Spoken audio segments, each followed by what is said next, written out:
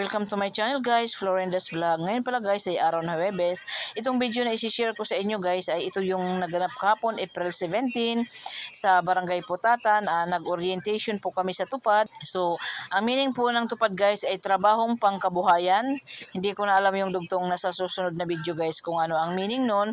So, kami pala guys ay umabot ng 1,000 workers. So, hindi pa kami kumpleto dyan guys. Nasa 900 lang kami. Di ba napakaganda, walang mga payong sa gitna? At least kasama pala natin yung nasa likuran.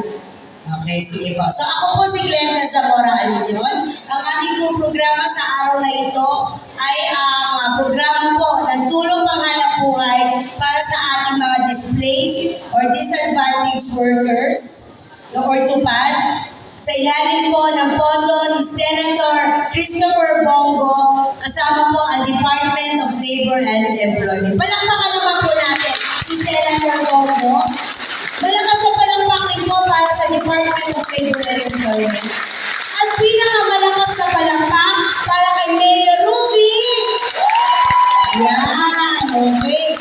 Kasi po, maganda po talaga ang partnership ng City Government of Muntinlupa sa ilalim po ni Mayor Ruby Biazon, ng Department of Labor and Employment, na aming pong Regional Directors ay si Attorney Sara Buena Mirason, na nire-represent po ngayong araw na ito ng ating Munta Parnas Field Office Director Leonidas Castillo Jr. Palakpakan niyo naman si Boss Jude. Lakasan niyo, yan ang pipirasan ng mga titiran. At sa bouncer, para magkasweldo tayo matapos ang sapunan. Okay po. At bagaman wala pa po, mamaya dadating si Senator Bongo ha. Pero ngayon pa lang para maganahan ang staff office si Senator Bongo. Palakpakan po natin ang kanyang representative dito, si Miss Mariel Marshall. Lakasan ninyo kasi may pasabog yung mga yan na.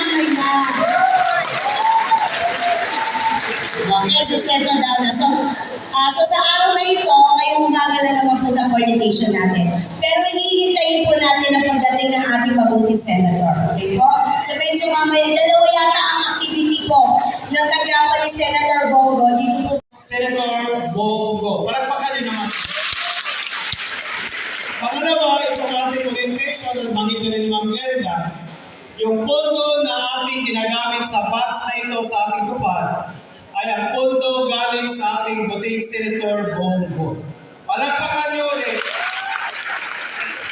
Si siya po ay nagdaan ng pondo binabas sa Department of Labor and Employment para po i-implement ang tupad program ng DOLE in partnership with our city mayor, isang masipag din na mayor, napaka-active, ang ating mahal na mayor, Romy Biazon.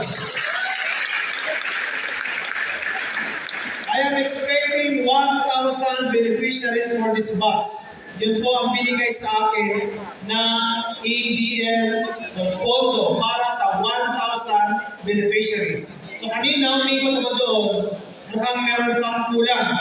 Meron pang hindi nakarating. Pag sinabing alas 7 o alas 8, dapat andito. Yung mga wala ngayon dito, hindi makarating, iklaro na natin ito para walang samahan ng loob.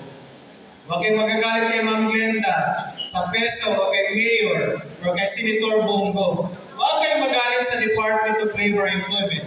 Ang ating pansiya, ang ating guidelines sa programang tupad, dapat ang ating mga beneficiaries ay nandito sa orientation. Requirement po ang orientation para maintindihan natin ano ba itong programa na sinasalihan natin. Ano ba yung ating responsibilidad bilang beneficiaries ng tupad program?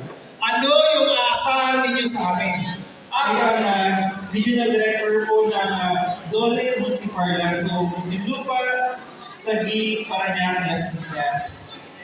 Ito po kasi programa po ng national government at ito po yung pinopondohan po ng national government pero kino-coordinate po sa local government.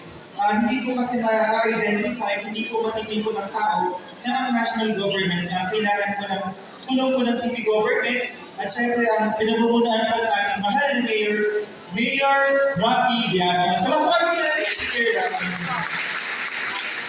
At syempre ang pinuno po ng Public Employment and Service Office, si Ma'am Glenda Zamora Anino. Sama po. So ayan po guys, dito naman sa video na ito ay pinapasuot na sa amin ang aming uniform ng tupad. So ayan po yan, color red na may white. Yung sa akin guys ay hindi ko po maisuot dahil hindi kasya sa akin.